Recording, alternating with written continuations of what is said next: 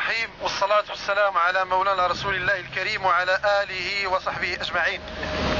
أما بعد، نشكر هذا الجمع على قلته، ونشكركم على تضامنكم مع أئمة ومع خطباء الذين طالهم الظلم وطالهم التعسف في هذا البلد الحبيب. فأنا أنوب عن جميع الخطباء وأنوب عن جميع الأئمة الذين طالهم الظلم وطالهم القهر وأرادوا أن يكمموا الأفواه. فالأئمة والخطباء الأحرار يأبون إلا أن يقولوا كلمة الحق، لأنهم يصعدون منبر رسول الله صلى الله عليه وسلم. فهذا الصعود ينبغي أن يكون صاحبه حرا نزيها، يكون مع الحق ويدور مع كتاب الله وسنة رسول الله حيث دارت.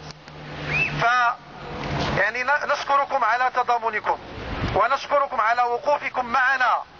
فأنا موقوف يعني عن خطبة الجمعة لمدة 6 أسابيع، 6 جمعات.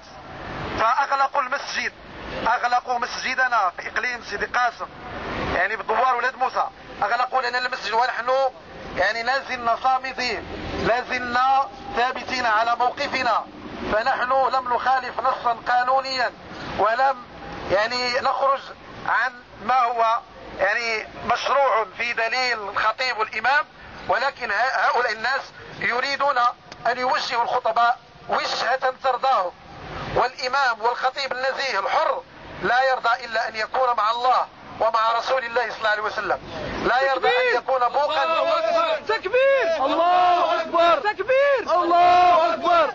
لا يرضى أن يكون بوقا للظلم والزيف والقهر، وإنما يريد أن يكون حرا، وأن يعيش مشاكل الناس، وأن يعيش هموم الناس، وأن يتطرق الإمام والخطيب إلى المواضع التي يعيشها الشعب المغربي، وخاصة هذه الحركة المباركة بإذن الله، حركة 20 فبراير التي تدعو إلى التغيير وتدعو إلى رفع الفساد ورفع الظلم والقهر عن الناس.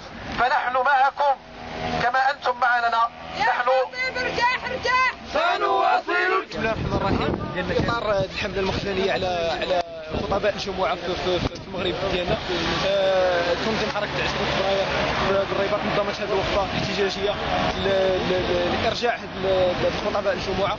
ونحن في حركة الفلاح بدورنا المسيحي الغرب نتضامن مع الحكومة البريقي ومع كل خطباء الجمعة في المغرب كافة.